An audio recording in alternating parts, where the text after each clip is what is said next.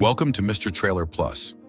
At the start of the movie, a father-daughter duo climb up the Troll Hills in western Norway as a hobby. After they reach the top, the father, Tobias, tells his young daughter, Nora, about the folklore of the legendary trolls. Apparently, these mythical creatures wandered the earth several thousand years ago, but one day, they were cast into stone when they came into contact with sunlight. Tobias, a renowned folklorist, believes that trolls still wander around the mountains of Norway, and his daughter is fascinated by it. Fast forward 20 years into the future. Nora has outgrown her belief in magic and has instead turned to science. Now she works as a paleontologist.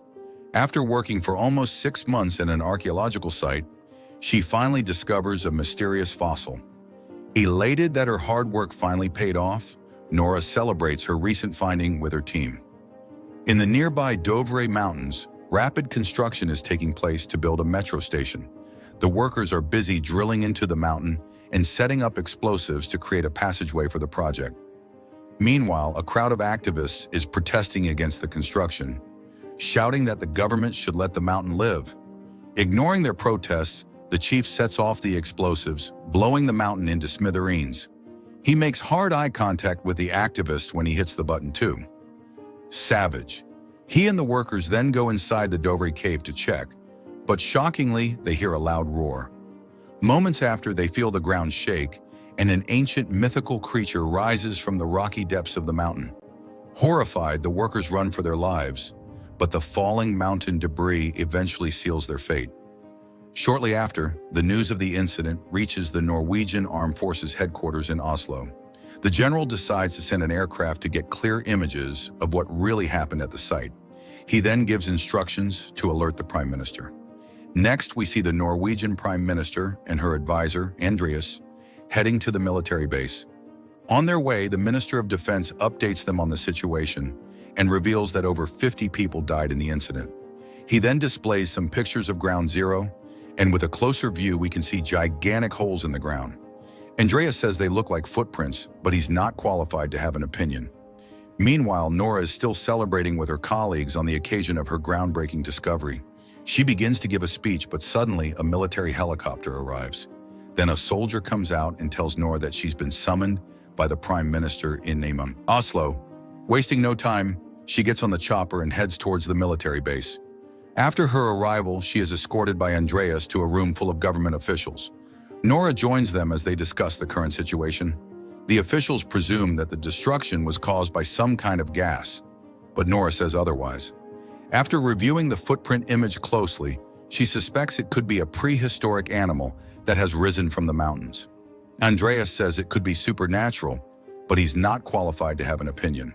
However, the government officials simply mock Nora, stating that this isn't one of her fossil research cases. They also rule out the possibility of an animal being behind all of this. Just then, Sigrid, a computer genius who also works for the Norwegian Armed Forces, barges in and tells the group that she has managed to retrieve a video from the incident. When she plays it, the officials notice an approximately 150-foot-tall figure coming out of the Dovre cave.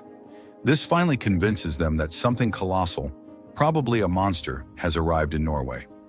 Elsewhere, in a remote area called Lesja, an elderly couple sits for afternoon tea when they hear a distant roar. Soon after, their table begins shaking, causing the nearby utensils to fall off. The couple thinks it is an earthquake, so they quickly hide under their safety vault. Once everything has settled down, they leave the vault, only to find their house shattered and torn into debris. Meanwhile, Nora tells the Prime Minister that she is ready to look into the Dovre incident. The other officials agree, and she is assigned as a scientific advisor. After the meeting, the PM's advisor, Andreas, informs Nora about the Lesja incident, and the two quickly fly a chopper to the site. During their flight, they have a bit of small talk. Andreas properly introduces himself and then asks Nora why she became a paleontologist. The latter replies that she has always loved nature ever since she was a child. She also shares that her father, Tobias, was a folklore expert, but he eventually lost touch with reality as his beliefs went too far. At one point, his condition became so bad that he had to be admitted to a hospital. Andreas then confides in Nora that he always wanted to be a writer, and that he's working on a story about a monk that rips his own head off and throws it at enemies to bite them. And I honestly just found this really funny. Once Nora and Andreas reach the site, they are taken aback by the destruction. Soon they are greeted by Captain Chris Holm, Special Operations Command. Chris briefs the two about the situation, explaining that the creature continued its track 2 miles south into the mountains. But although they did a sweep of the area, they couldn't find anything. It's almost as if the gigantic creature disappeared into thin air. Following this, the trio interviews the elderly couple, who are still shaken up by the incident. The wife reveals that she did not see anything. However, she did hear a strange howling sound. The sound was terrifying, much like that of King Kong. It was also mournful and sad. Unfortunately, the information is inconclusive, so Nora is left to inspect the surroundings by herself. Suddenly, she smells a strange odor that leads her into one of the giant footprints. Nora then scans the area for any clues, but strangely, there are no biological signs in it. It's almost as if the creature is not a living organism at all. Now, with all evidence leading to a dead end, Nora decides to seek help from her estranged father, who is living in a remote mountain, alone. Nora, Captain Chris, and Andreas fly to his place in a chopper. Their first encounter is a bit hostile, but Tobias eventually calms down and takes them inside his house. Surprisingly, even after all these years, he is still researching the mythical creatures known as trolls. After a while, the group shows him the video that Secret retrieved earlier. Tobias is taken aback by what he sees and he starts murmuring, "They are here." Confused, Nora wants a scientific explanation, not just some folklore, to find a solution to whatever they are dealing with. "Daddy, stop talking about trolls and tell me about this troll." However, Tobias stands with his theory and explains that the trolls went extinct because of the Christianization of Norway. He adds that he was about to reveal the truth until he was belittled as a maniac. He then grabs his bag and says that they are going on an adventure. Next, we see Nora, her colleagues, and Tobias flying on a chopper to a certain site. After a while, they arrive at the said site, and Tobias eagerly begins to look around the surroundings. He notices that the topography has been completely changed. Meanwhile, Nora gets a whiff of the same strange smell, which she calls hypernature. I have no idea what she means by this, and it's never explained, so that's that. As she scans around the place, suddenly she sees a large figure waking up behind her. It is the mammoth troll that has camouflaged himself to blend in with his surroundings. Andreas and the others also notice this and quickly start the chopper. Fortunately, the group escapes in the nick of time. "Dude, that troll has a tail." Once they reach a safe location, they go live on the internet and show the video to the government officials in Oslo. Now everyone is bound to believe that the trolls are real. Shortly after, the Prime Minister arranges for a military operation led by Captain Chris. Soon, hundreds of soldiers gather around with the best artillery in the country and prepare to take down the giant. As they prepare for the duel, Tobias and Nora have a heartwarming father-daughter moment, bonding for the first time in years.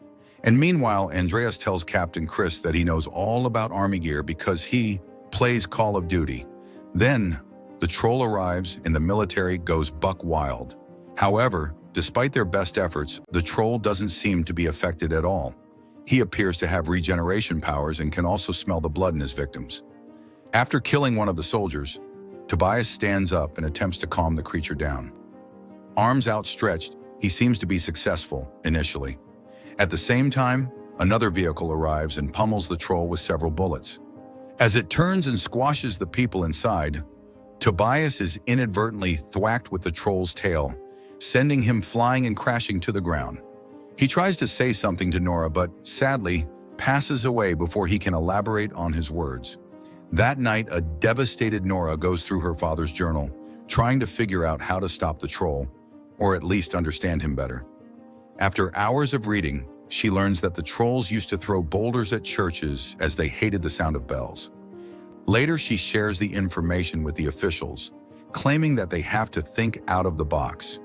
The Minister of Defense doesn't want to move forward with such a far-fetched, superstitious plan, but since they have no better option, the General and the Prime Minister give her the green light. In the next scene, we see 4 military helicopters, each attached with a large church bell, moving towards the troll. The plan appears to work at first, and the troll becomes visibly weak, but after a while, he gets used to it and destroys most of the choppers. With this, Nora's idea of attacking the monster with church bells fails spectacularly, causing even more massacre and destruction. However, the troll does save a small child from his imminent demise, showcasing once again that the beast appears to feel emotions. To make matters worse, at this point, news outlets from around the world have picked up the story and are broadcasting it. In the aftermath, the Prime Minister gives a speech on TV to try and calm the nation. At first, she apologizes for her cabinet's incompetence and then declares a state of emergency. She also urges the residents of Oslo and other surrounding areas to immediately evacuate, as for some reason, the troll appears to be headed straight for the capital. Meanwhile, due to her failure, Nora loses her seat at the table. On the other hand, Andreas learns that the government plans to bomb Oslo in hopes of destroying the troll. He has some thoughts on this, but he's still not qualified to have an opinion, so he resigns from his position. Both Nora and Andreas then leave the headquarters. In no time, thousands of people start queuing up to leave the city. Andreas and Nora are also among them. The latter is still gutted that she couldn't find a solution to the troll problem and decides to take one last look at her father's journal. Lo and behold, she finds a clue. She notices the word sending written multiple times in the journal. Andreas tells her that sending is actually a prince living in the royal palace in Oslo. How did Nora not know about that? He apparently is one of the wealthiest guys in the country. Hearing this, Nora insists that they turn the car around and head back, believing a clue lies in the royal palace in Oslo. After a while, they arrive at the palace and meet Richard Sending, who also appears to be waiting for them. Then, he takes them inside and finally reveals the truth about the trolls of Norway. As it turns out, Tobias was right all along. These mythical creatures actually used to walk the country's lands. At the palace, Nora and Andreas are taken deep into the underground tunnels, where Sending reveals that he and the other officials destroyed Tobias's life in order to protect their secret.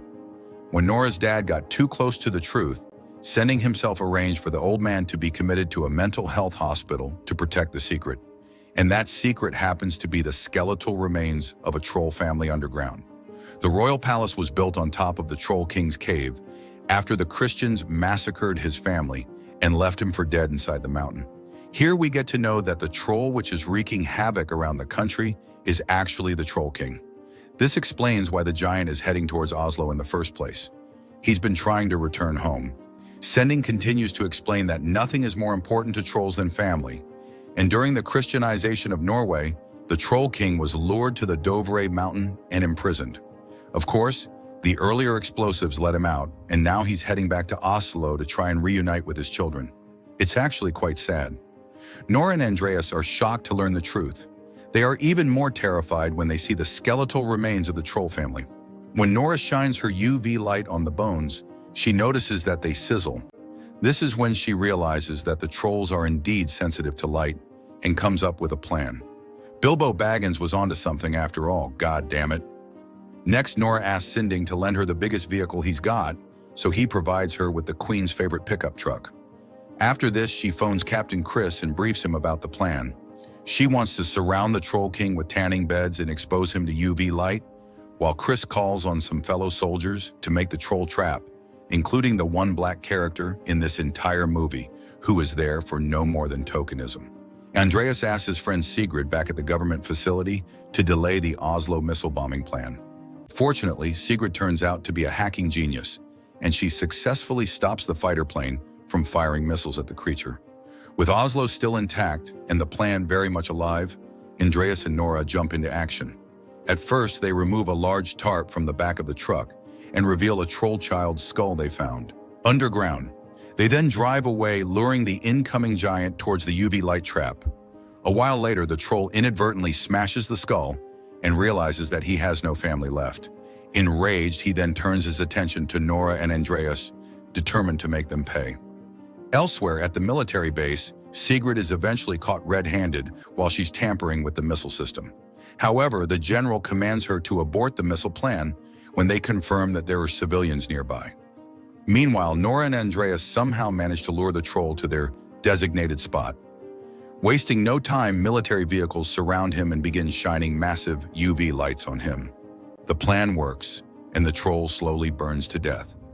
However, seeing the giant suffer, Nora has a last-minute change of heart.